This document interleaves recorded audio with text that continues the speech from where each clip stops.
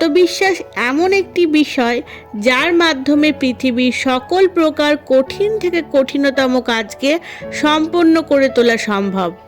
যদি নিজের প্রতি সঠিক আস্থা ও বিশ্বাস অর্জন করা যায়, তাহলে কোনো কিছুই তোয়াক্কা না করে নিজের মনের ইচ্ছা পূরণ করে নেওয়া যেতে পারে। জীবনে সাফল্য লাভ করার যতগুলি সাধনের কথা বলা হয়েছে, তার মধ্যে বিদ্বানরা 5টি সাধনকে প্রধান স্থান দিয়েছেন। যে ব্যক্তি তার নিজের জীবনে এই 5টি সাধনের সমাবেশ করে নিতে পারে, তার পক্ষে যে কোনো পরিস্থিতিতে নিজের মনোবাঞ্ছিত সাফল্যকে বরণ করে নেওয়া সম্ভব। এই 5টি সাধনা সম্পর্কে বিস্তারিত আলোচনা করা হলো। 1. পরিশ্রম। যে মানুষ নিজের শরীরের সার পরিশ্রমরূপী তপস্যায় খরচ করে, নিজের শক্তি এবং ক্ষমতার সমুচিত উপযোগ করে, সে আলোর দিশালাভ করে ধন্য হয়ে যায়। সক্রিয়তায় জীবন আর নিষ্ক্রিয়তায় মৃত্যু। পরিশ্রম করা থেকে বিরত হয়ে আলস্য প্রমাদে পড়ে থাকা মানুষকে জীবিত বলা যায় না। 2. আত্মবিশ্বাস ও আত্মত্যাগ। আত্মবিশ্বাস এবং আত্মনির্ভরতায় অক্ষম ব্যক্তিকে কেউ সহায়তা কিংবা সহযোগিতা করে না। নিয়ম হলো মানুষ একমাত্র তাকেই সহায়তা করে যে নিজের সহায়তা নিজেই করতে প্রস্তুত থাকে এবং যার হৃদয় আত্মবিশ্বাসের ভাবনায় পরিপূর্ণ থাকে। কিছু পেতে গেলে কিছু দিতে হয়, যে দেয় সে পায়। কেউ যদি ভাবে সে জগতের কাছে শুধু পেয়েই যাবে কিন্তু কিছুই দেবে না, তাহলে তেমন স্বার্থপর ও সংকীর্ণ মনোবৃত্তির মানুষটির পক্ষে এই আদান প্রদানের ভিত্তিতে সঞ্চালিত পৃথিবীতে এক পাও এগানো সম্ভব নয়। সুতরাং সাফল্য লাভ করা অথবা তার সম্ভাবনাগুলিকে সুনিশ্চিত করে তোলার জন্য যে কোনো আবশ্যক ত্যাগ স্বীকার করতে প্রস্তুত থাকা উচিত। 3. স্নেহ ও সহানুভূতি।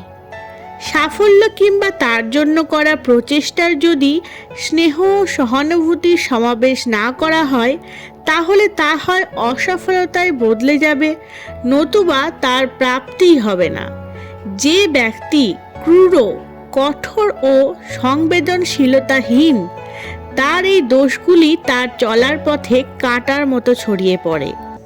উন্নতি এবং বিকাশের পথে চলতে যারা ইচ্ছুক, তাদের স্নেহ এবং সহানুভূতি নিয়ে চলতে হয়, যাতে তার প্রতিদানে তারাও যেন স্নেহ ও সহানুভূতি লাভ করে এবং তাদের চলার পথ প্রশস্ত হয়ে ওঠে।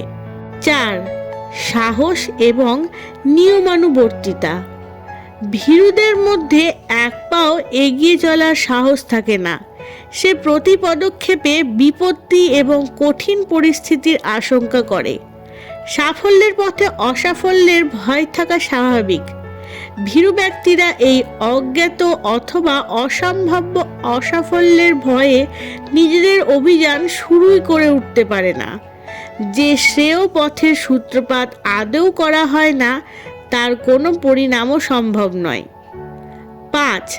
প্রসন্নতা এবং মানসিক ভারসাম্য শরীরযাত্রার জন্য জীবনে যতটা প্রয়োজন, সাফল্য লাভের জন্য প্রসন্নতারও ততটাই প্রয়োজন থাকে।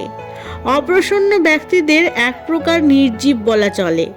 অপ্রসন্ন অবস্থায় মানুষের মানসিক ভারসাম্য থাকা অসম্ভব এবং ভারসাম্যহীনতা নিশ্চিত রূপে অসাফল্যের সৃষ্টি করে।